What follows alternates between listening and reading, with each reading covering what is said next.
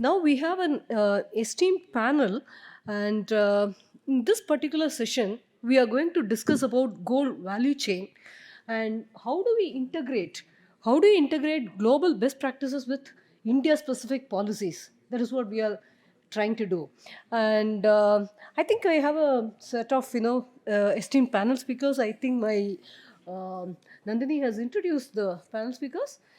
Let me open the session with Mr. Anku Goyal. Would you like to start the presentation? I said, would you like to do it from here? Yeah, yes, please.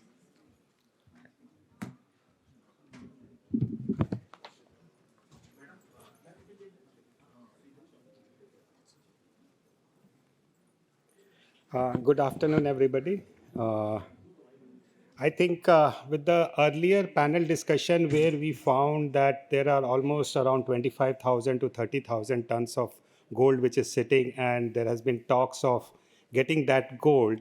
What does the journey which that gold takes? I'll just run you through a refinery process, how that is converted and come back to the circuit in terms of how the gold is refined, what are the various processes used, how is it refined, and the most important thing which I want to touch upon is the hazards, which a lot of refineries are now imbibing it, but it is something very important as we go along the journey. A little bit about MMTC PAMP. We are the only LBMA accredited gold and silver refinery in India. And we cater to, first, the products which we make is mainly our bullion, 100 grams and 1 kg bars, followed by master alloy. We make coins ranging from half a gram to almost 100 grams. Old gold recycling is our one of the major portfolios. We are into industrial products, and we also make standard reference material of 5.9 purity for the laboratories. For the retail consumers, definitely gold and silver coins, digital gold buyback. We partner with a lot of government agencies like Indian government. Mean we give them blanks which are later converted to commemorative coins. We are the only ones who are giving them, and it's a very high quality blanks which we are giving to them. We partner with BIS, World Gold Council, and also the Swiss India Chambers of Commerce. We also have a digital presence in 145 cities. All these, whatever you see, this gamut is all because what the company has worked on in terms of innovation. So we are the LBMA accredited good refinery. We are also having the license from Royal Mint for making sovereigns. We have BIS accreditation for making 100 gram and 1 kg bullion bar of 999 and 995. And this is possible because we are having the LBMA responsible gold and silver compliance. We are also having the responsible jewelry council, both in the chain of custody and chain of practice. And this I'll just dwell upon as I go later when I show you about the type of gold which is required. We do have the normal accreditations like SA 8000. We are the only one in the country. ISO techniques and NABL accreditation, which is 17025. Few industries awards which we have got. This is a very important gesture which MMTC PAMP has taken, and I would encourage all the other refineries and all the other precious metal industry to come into it. We are the only one who have now worked on the science-based emission reduction targets approved by SPDI.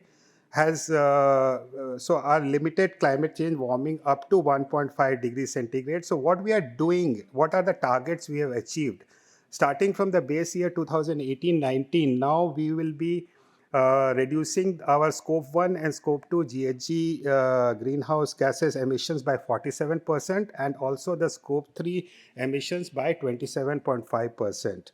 This has already been initiated. The work has gone. We have installed a 705 kilowatt power of solar energy panels, which will reduce our carbon footprints.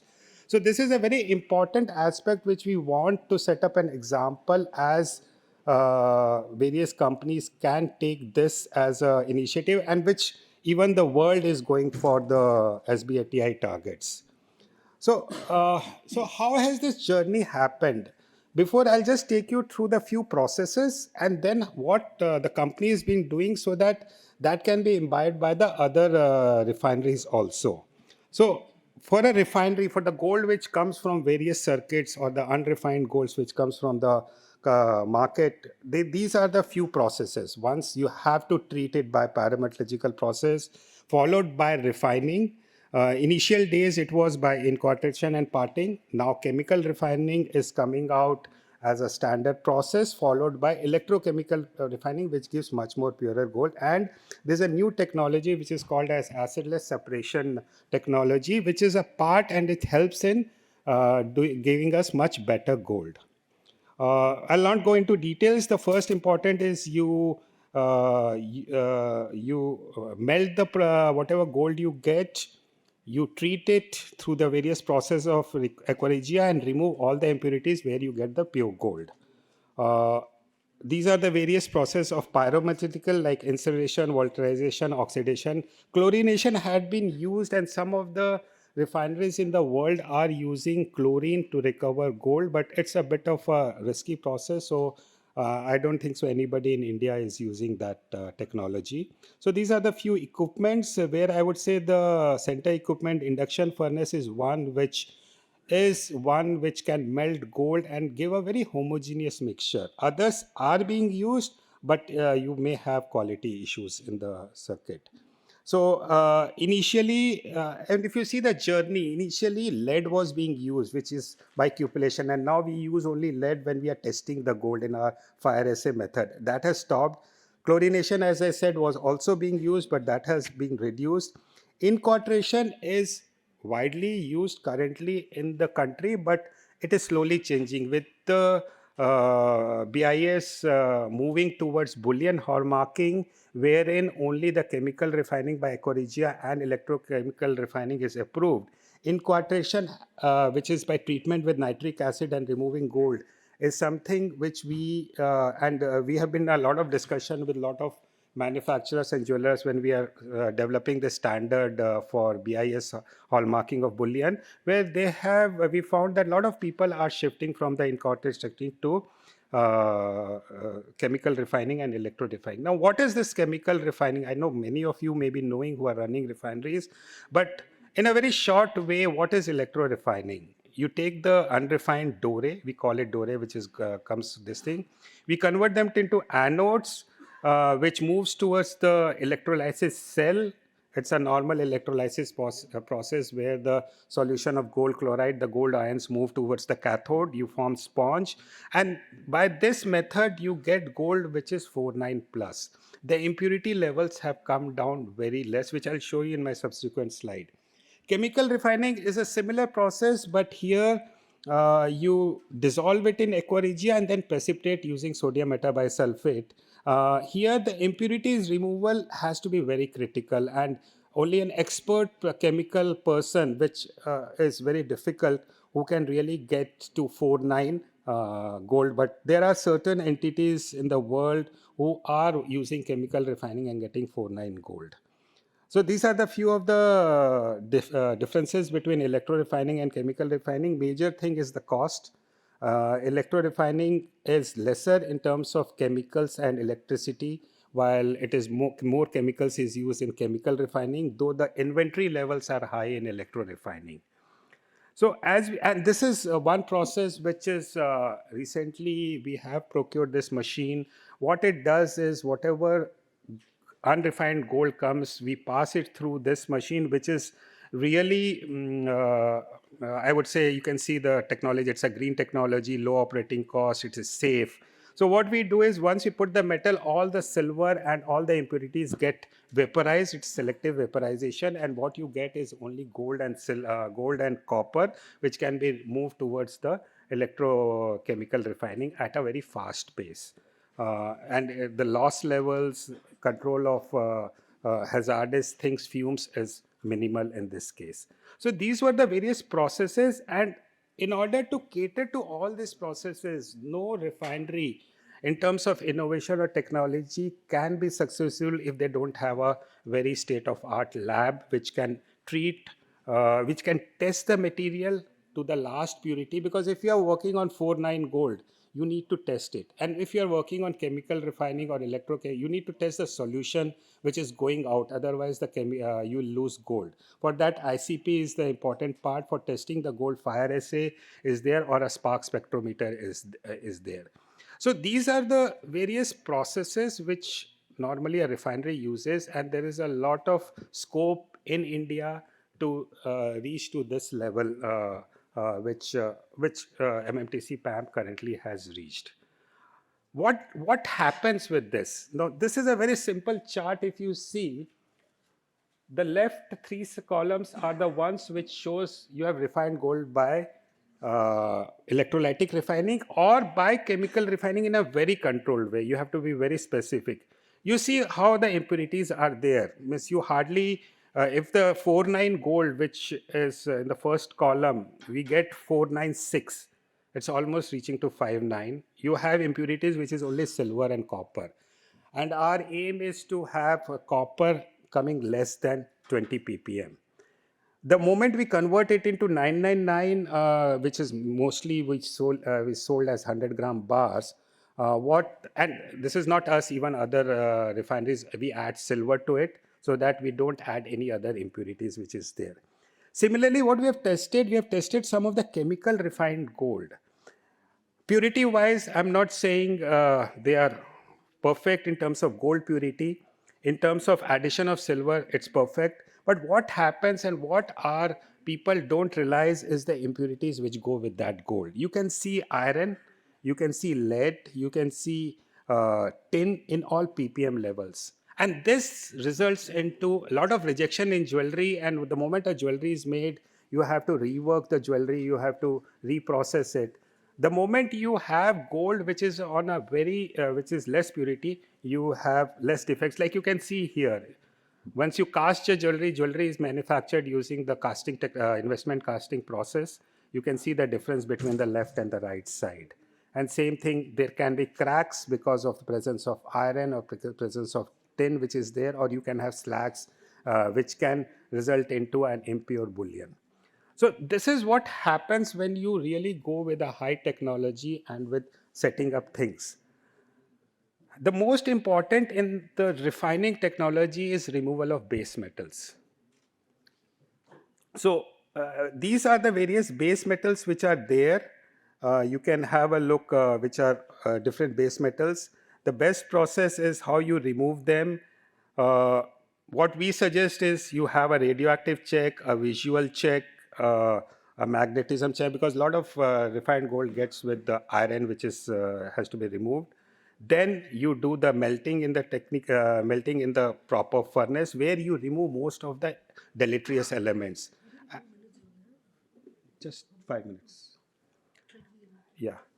And then after this, I have already explained, after you do the chemical and this thing, the most important is the decanted solution.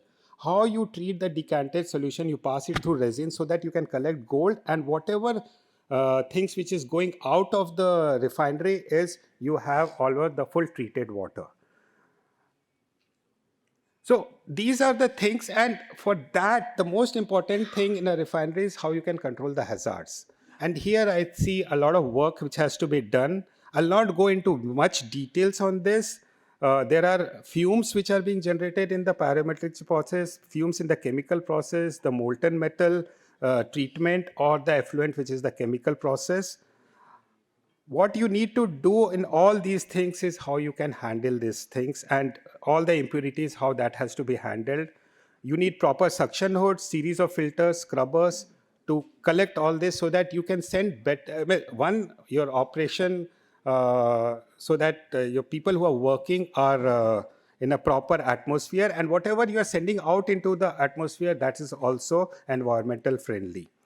So what does MMTC PAM do is we test all this, and that's as per the norms which is required by the government. All these parameters in water, emission, solid waste, and noise levels, and these are the various testings.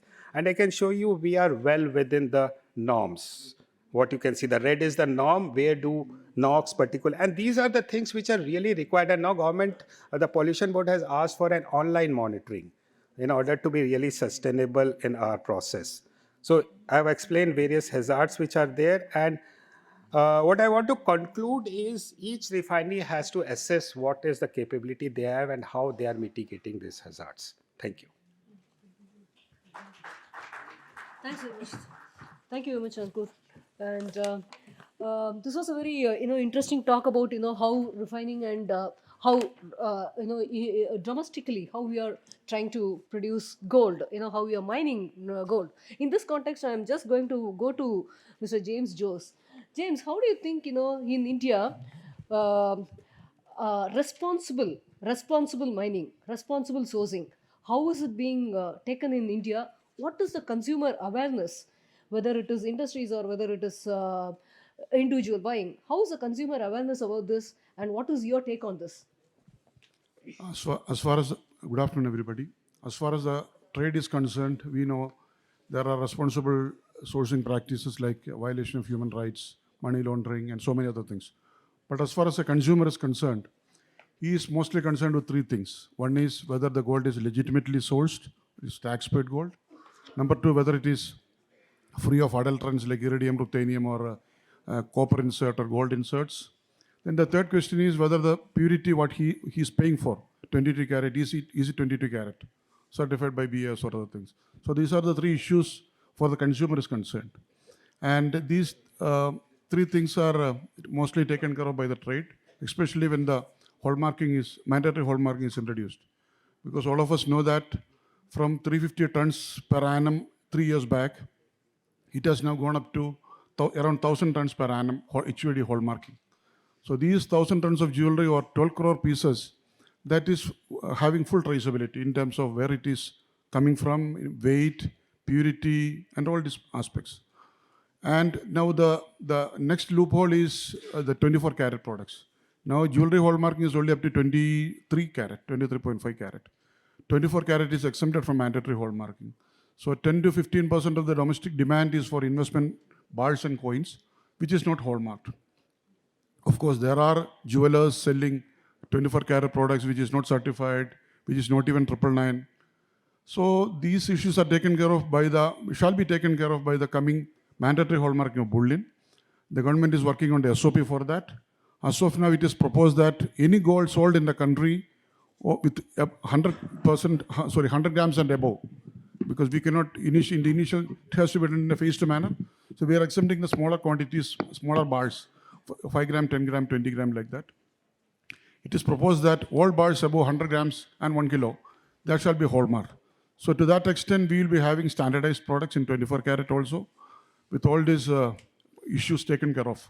Whether it is legitimately sold, because it is coming from only BAS licensed refineries are permitted to produce and sell, not selling, produce hallmarked bullion. So this will be legitimately coming from bona fide refineries. It will be having the purity stamped on that. And then it will be free of adulterants. So all these issues of the consumer will be taken care of as and when One we have. is, sorry to interrupt you in between. One is about the consumer part. From the supply side, for example, from the refinery part, or from the traders part, or from anywhere in the source side, what are all the major concerns? One, as you said, there are two things that I would like to pick up from what you said. One is about the quality, the second is about the hallmarking. And how aligned are we with the global practices? Are we too much deviating? This is something that I would leave you for thought. I'm just going to quickly go to Sharath and Atanu, and I'm trying to take their inputs on logistics, and then I'm going to come back to you again. And this question is going to be across all the panel members regarding quality and regarding benchmarking, and how the entire gold supply chain focuses on that. How much is the concern about that? Where exactly are the gaps? Where exactly are the loopholes? And how there is a systemic intervention or systemic correction about this? This is something that I'm going to revisit again. Let me quickly go to either I would go to Sharath, or I would like to go to Atanu, who would like to pick it up. Regarding the logistics part of it, what is your stand on? Maybe I'll first go to Sharath. What is your stand on the logistics part of the gold supply chain? Where exactly do you see gaps? In typical other commodity logistics, there are other concerns that we worry about. In gold logistics, are you worried about laundering, or are you worried about taxation gaps, policy gaps? What are all the concerns that you would think are predominant? See, India is a. Am I audible? I think so. See, India is the world's largest jewelry market. Probably nobody has ever stated that. Uh, if you see the movement of jewelry which is happening across the country is unbelievable. Now, if you see the movement of jewelry and because jewelry is the major portion of the entire gold journey, and that's where the challenges are. So we are into the, as a company, we are into the compliant portion only. But as we see in the market, there are various channels by which the material movement happens, and documentation has been questionable. Uh, this statement, what I am making, is not as a sequel chairman, but this in my personal capacity. I am making a statement. There is a 90% gap here. When I say 90%, means even today 90% of jewelry is not documented when it is sold from jewelers. 90% I am saying, still I can say it can be more than 90% also. So you can imagine what kind of compliance and what kind of sourcing and what kinds of issues could be there. But nevertheless, till the time it is there in our custody, yes, it's properly documented, and without document we don't touch. So that's the only thing I can say. But as I mentioned to you, there is a huge market which is still unaccounted. Thank you very much. Thanks very much for saying this, Sharad. Now I'm going to go to Atanu, and here, picking up from what you said about the compliance and about the traceability. In other forums, other fora and all, I have listened to about blockchain, even in the Correct. gold supply chain.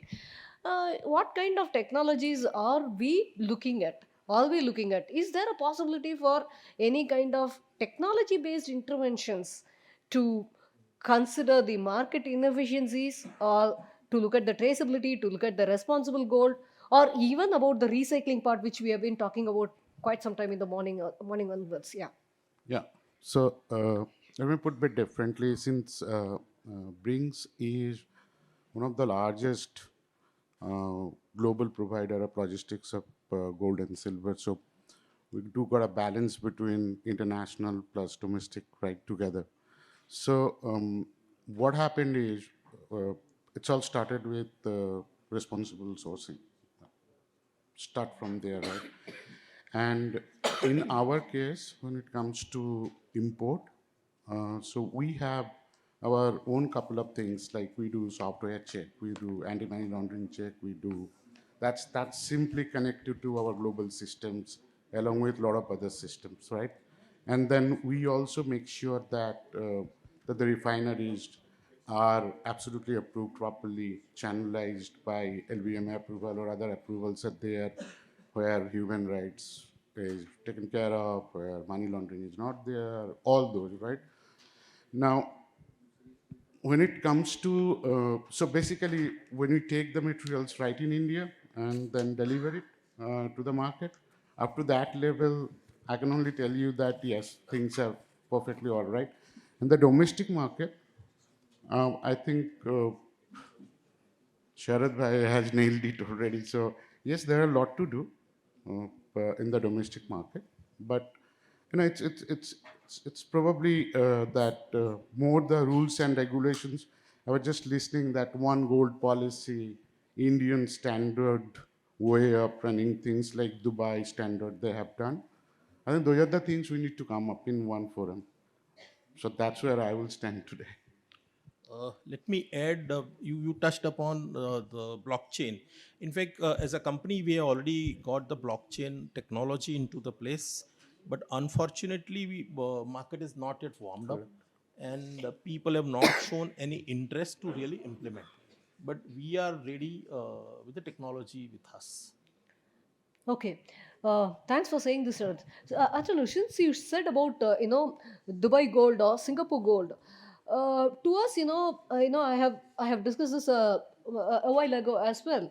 See, when you look at the quality part, unless otherwise the quality is instilled or quality is ensured, one is the hallmarking. Second is, how do you ensure the trust factor?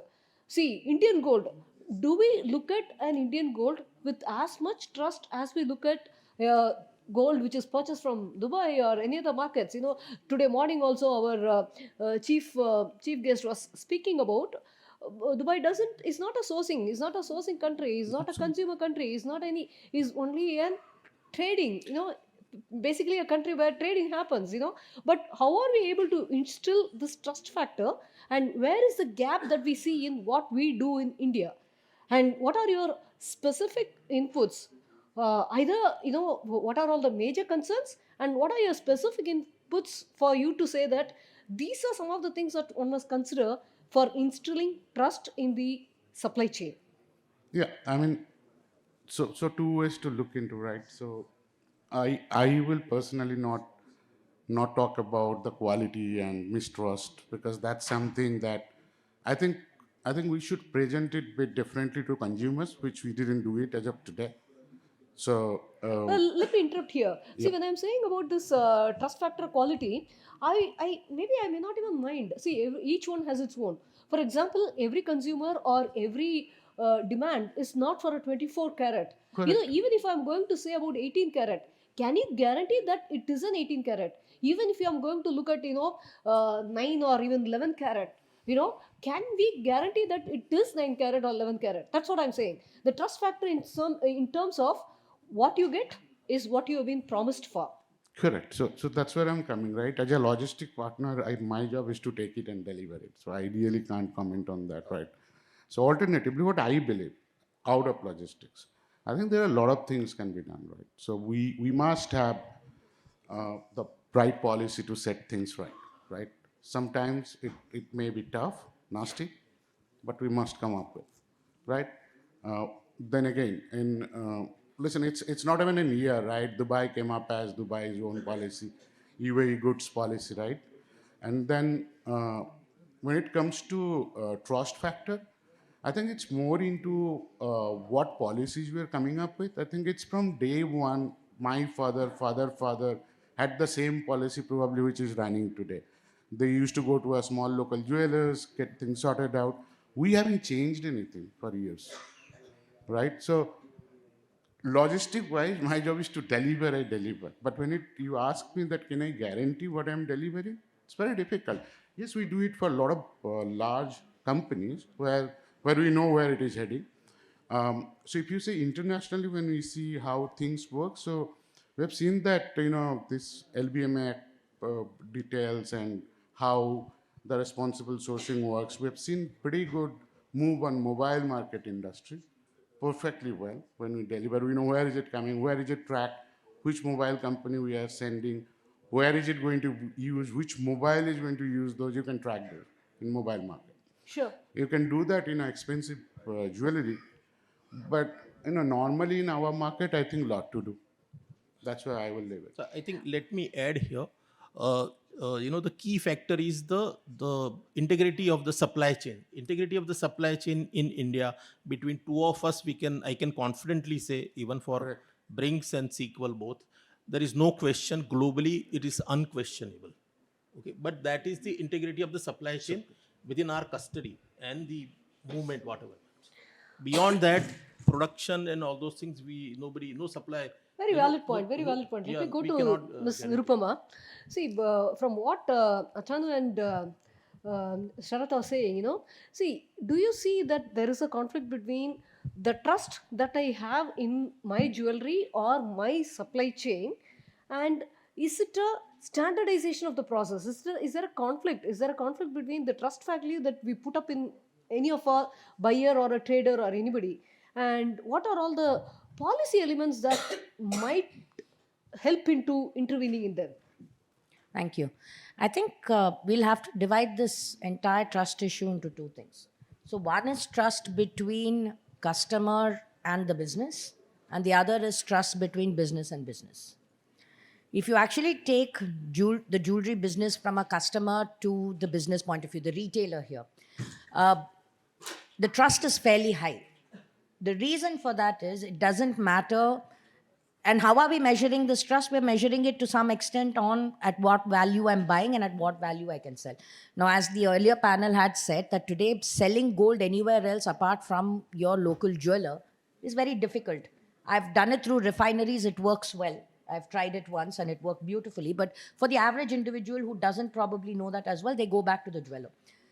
Now we know that if I buy a piece of jewelry from jeweler A, I will get my highest price when I go back to sell it at jeweler A. So which means as far as trust there is concerned, it's fairly high. So whether he or she has sold me a 14 carat piece of gold saying it's 22 carat or not, then doesn't really matter in that one-to-one relationship, because when I go back with that 14 carat, they're probably going to give me the rate for a 22 carat. So somewhere there, that trust has always been there. It's happened before. Now, where does that actually? So, between the customer and the retailer, there is no problem. Now, where is actually the problem coming? The problem comes when I buy that jewelry from jeweler A and I want to go sell it at jeweler B. Now, at that time, looking at hallmarking alone, assuming we're all meeting regulations and it's hallmarked alone, jeweler B should look at the hallmarking and say, okay, I will give you based on this. But that, in my experience, having tried it now even, very rarely happens. It goes through their melting process, all of that. So the question is, can you regulate trust using policies? I don't think that's possible. You have hallmarking. Hallmarking is supposed to be building that trust, point one. Now, why is there no trust? Because the second is, given the hallmarking process that not literally every single piece is examined and done, obviously cannot be done. So it's done through a batch. So there is still that element of mistrust in the process itself. That shayad this one is probably met the batch, but not the rest. So that one. So therefore, the idea of being able to trust each other is something that has to come from within the industry, where they say, okay, we are part of, we're going to do this responsibly. If we are part of this group, we will trust each other and say that I will take your word for it. If you're saying that you put in and you say that this is 24 karat gold or 22 karat gold, I will trust you and your business etiquette to say that you will not cheat, whether the customer or me as a business, that what is there is there. And that cannot be regulated. That has to be business ethics that comes from a group of people, because the regulation is there in terms of hallmarking. Now, over and above that, if people are not willing to take it at face value and say, if it is marked 24 karat, I still don't believe it, I'll still want to melt it and reassure myself, what more can you do? So that has to come from business etiquette. When you say about this, I appreciate your thoughts on this. When you say about this trust factor instilling by regulation and all those things, this kind of discrepancy between trader A and trader B, or vendor A and vendor B, does not come in overseas markets. Does not come in overseas markets. Where exactly is the difference? I would completely agree with what Atanu and Sharad are saying. There can be no questions about integrity of the supply chain. I don't have any questions about that. But our job is not complete unless otherwise the entire value chain is tamper proof. Can we ensure that part? If you otherwise it is a it's a half cooked meal, right? It's a half cooked meal that doesn't serve any purpose. Whatever you're trying, see, when you're saying that, even when I'm trying to do it as a blockchain or something like that, it doesn't take off anywhere, because there is no reason for me to question about the integrity in which I'm doing my supply chain. See, if there is a questionable thing, I would definitely go for blockchain or any other technology means. So where exactly can the government help? Where See, exactly can the government help? Two things here. I don't see, but in terms of the supply chain, so see what is within a financial system, right? Which is what most of it is talked about when you're moving from one bit to another. The financial system, because by virtue of them saying that if it even escapes out of this chain for even half a second and comes back, we will not trust it. So that is basically how you've ensured the integrity there. Now, when you're dealing with consumers on the retail side supply chain, it's very difficult, because by virtue of it, the product will change hands multiple times. So forget whether it is a question of saying that it is wanton manipulation. But sometimes if a piece of jewelry comes to me, by the time I give it to somebody else, I would have made some modification to it. I might change the size, I might add it something else, I might have done. So therefore, to say that integrity is lost is also not correct, because I'm not assuming where there is fraud will be there, whether it's here or there. So let's not take, we'll No, remove that. let me get to. But Let me. one more point that let Sure, me quickly go make. ahead. When you were talking about the comparison between India and internationally, see the problem also, not problem, but the fact is in India, look at the number of jewelers you have, look at the various sizes, look at the market, the sheer market size. And because of that, and as they were discussing in the earlier panel, and as Mr. Joban Putra also said, you have a bunch of people. If you have certain people who are part of the official channel, well, paperwork is fine, everything is okay, you still have a sizable chunk that happens in a different chain. I want to no. The one thing here is, I am not looking at, when we speak about gold, we are speaking about jewelry gold only to a fraction. There is other solid gold also. Even in that, there are kind of uh, issues, or there are kind of standardization. Are we missing anything in terms of standardization and our regulation norms? I I would think in terms of non-jewelry based gold, I think we're fairly okay, because most of it is. I think so. I don't think the Absolutely correct. problem is with coins or bars. I think there you have the track and trace model that can be put in for bars. It moves from that. I think a lot of the issues genuinely comes from the jewelry. From the That's jewelry my- gold. my- Okay, fine. James, do you want to comment on this? Yes, the difference between the gap in the trust factor between international gold and international jewelry and Indian is the lack of enforcement. We have around 1,50,000 jewelers spread across the country, even the small villages. And we have 3 lakh jewelers. Out of that, only 1,50,000 is BS certified. The remaining 1,50,000 is selling non-hallmark. Out of the 750 districts, only 350 is coming under mandatory regime. So these gaps in terms of enforcement of quality standards by the BAS is definitely giving loopholes. I agree to what you are saying. And the second, ma'am, the second sorry, factor go is ahead, go ahead, the second factor is the non-standard nature of the Indian jewelry. The Indian jewelry is not investment casting or machine made. It is handmade. That is what makes the Indian product very, very attractive. So you have a necklace which is made of multiple components, like 10 or 15 type of components manufactured by 10 or 15 carriers from different locations. So it's a non-standard product. BS itself has agreed that when you are dealing with a non-standard product, you don't have a standard solution. So some element of tolerance is permitted by the BS even for hallmark jewelry. So you have to factor in all these parameters when you look at the Indian jewelry, which is unique for all these reasons. You are leading me to my next input. Yes, sir. I'll explain you. See, India is into villages. We are talking about cities and the compliance.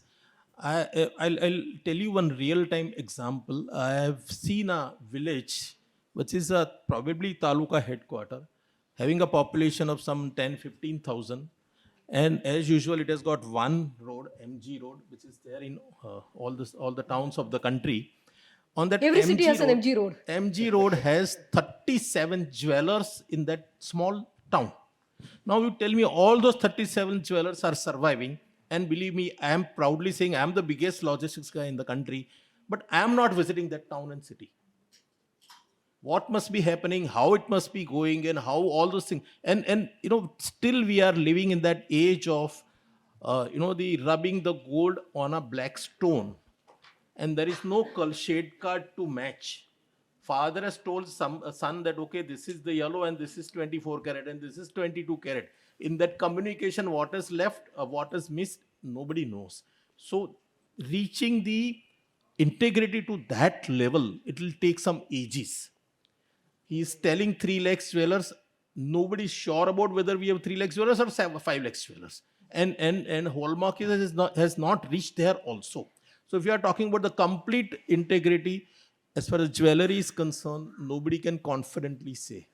Thanks very much. Thanks very much beyond for certain saying towns this. and cities. Thanks very much for saying this. And the next thing, from talking from what Nirupama and Sharada have said, some of the things that I have heard from the from other people in the industry is, when we have attached so much value to handmade artisan value, which is subjective, which is quality conscious, etc., can we have a branding part?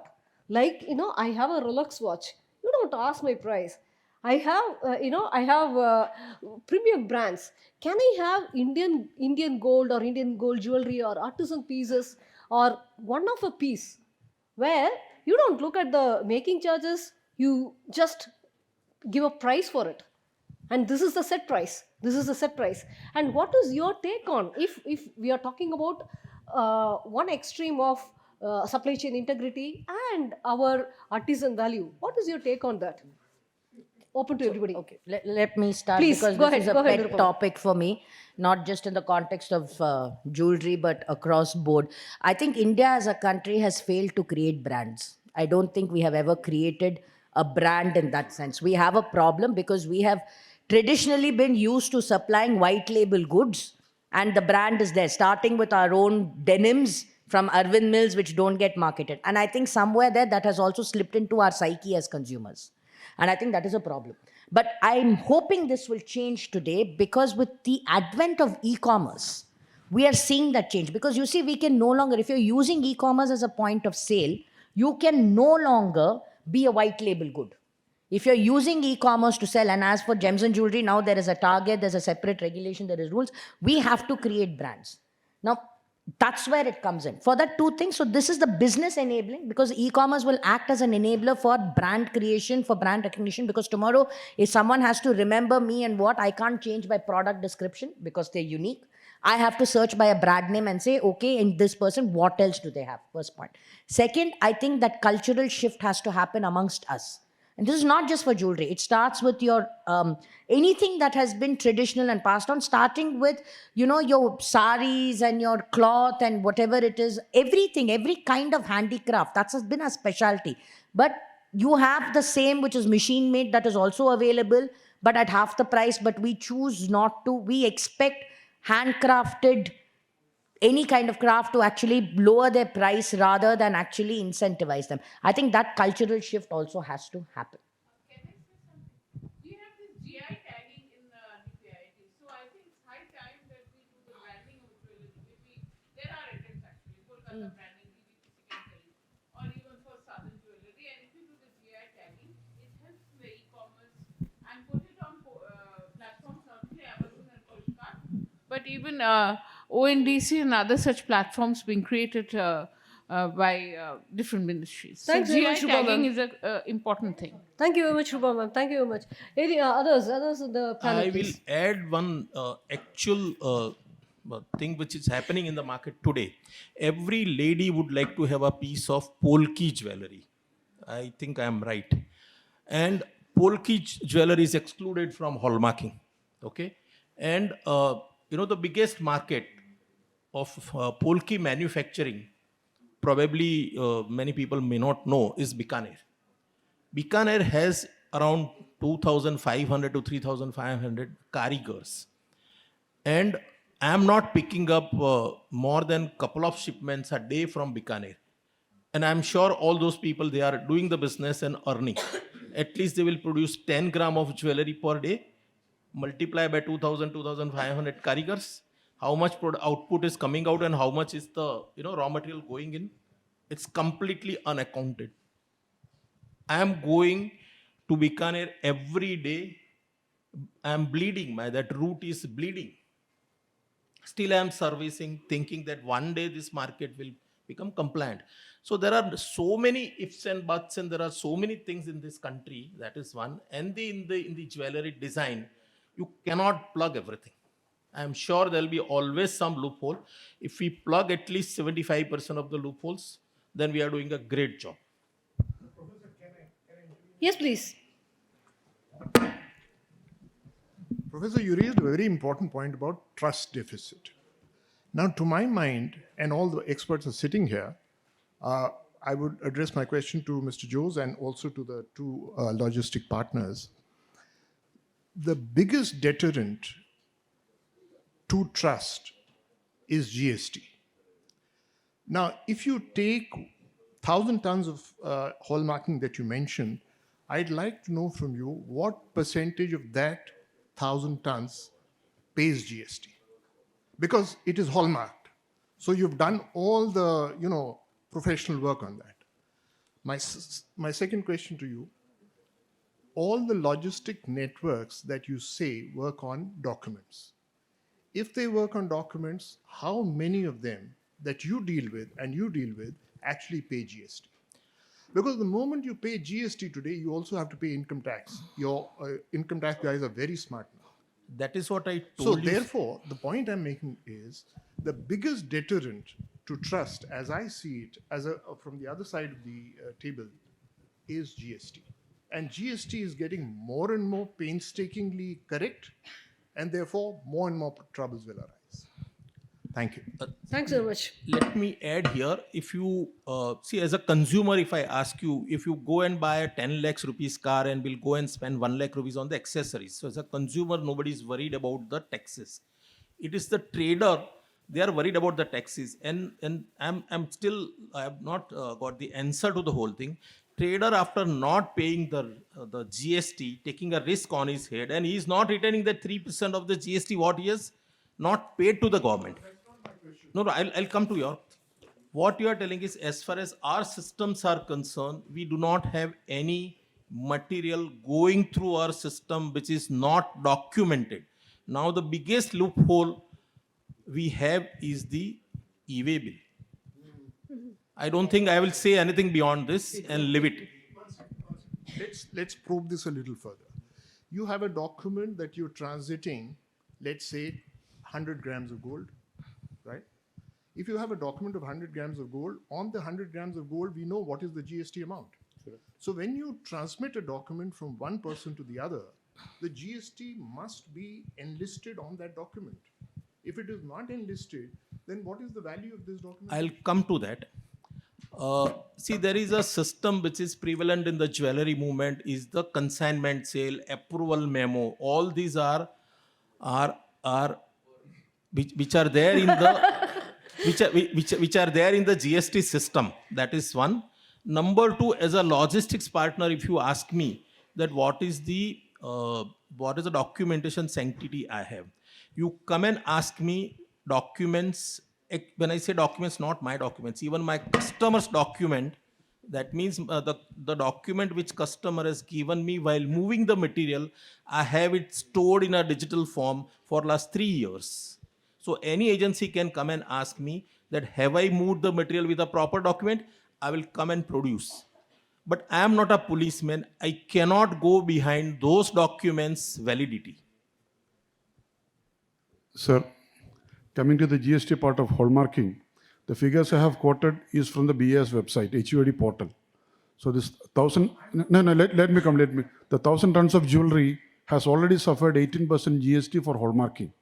That is the reason why the BAS revenue, before the mandatory was introduced, it was 5 crore per annum. It has gone up to 60 crores per annum, 12-fold. Because all the 1,000 tons is accounted for 18% hallmarking charge. Once it leaves the hallmarking, sir, one more thing we have to note, 75% of the hallmarking in the country is now happening in the 10 manufacturing cities. Only 25% in the smaller towns.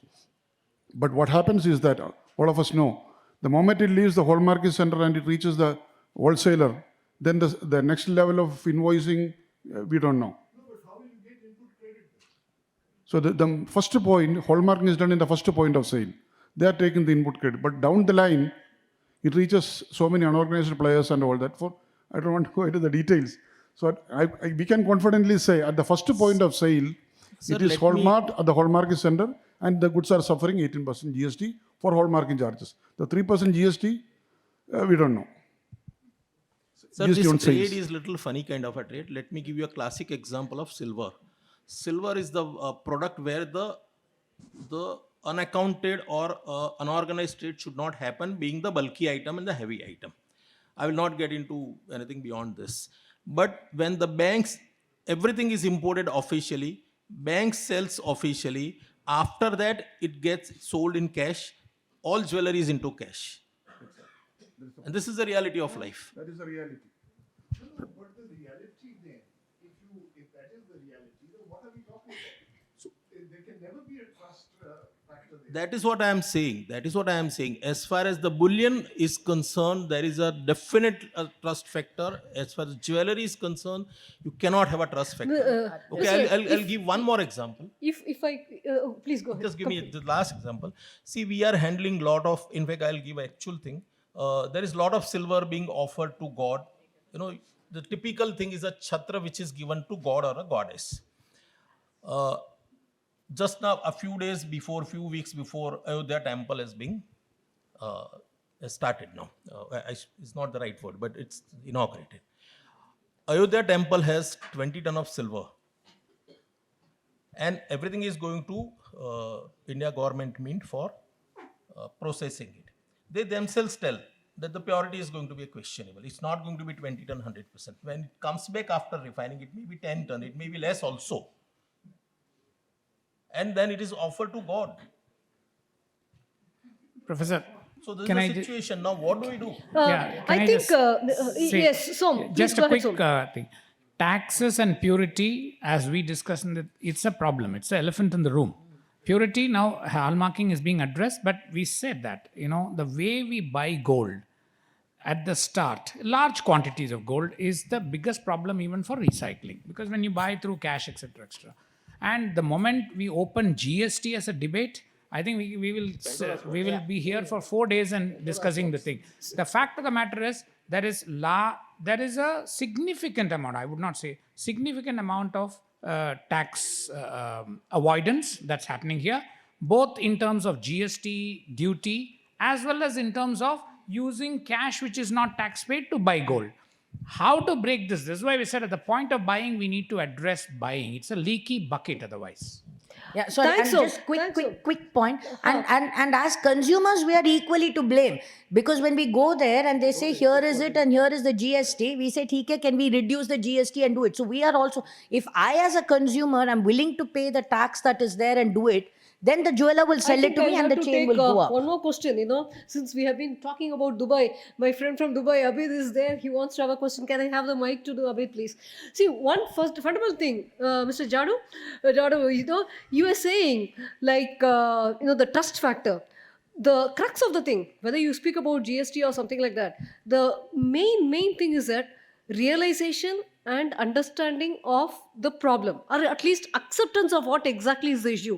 Even if that is not coming up, we are missing something big. Yes. Yeah, actually, it's not a question. Because the topic Dubai have been multiple times referred. I So knew I that. just, I just want to give you what really happens in the UAE market. So it is not a one-way process. It's a two-way process rather. So at the regulatory level, what happens is the authority goes into any retail shop, picks what they want, do the testing independently, and if it is not what they say, in Dubai still hallmarking is not 100% mandatory. I want to make that very clear. But what happens is, if the purity is not what they claim, then they suffer the consequence, and it is too high. And the other side, what I've seen, I don't want to take any names, but some of the large jewelers there, when I was previously with the industry, one of them used to bring samples to our facility when I was working with the refinery. So they'll come and test. So it might be a big batch of certain kilos. They bring one piece out of it. They test, and if it is not meeting what they are claiming, the entire batch is rejected. So what happens is, if such large players are excluding you from their supply, it sends a message to the entire market. So X or Y or Z, who's a big retailer, is not taking gold from you, means there is something wrong with you. So the life for that producer becomes difficult. So similarly, as many of you said, when you go to a retail store in Dubai and when you give a product for exchange, they just ask you, is it purchased in UAE?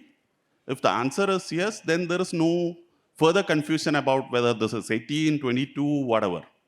Because both ways, it is checked when it was sold. So when I'm purchasing it back, I'm confident.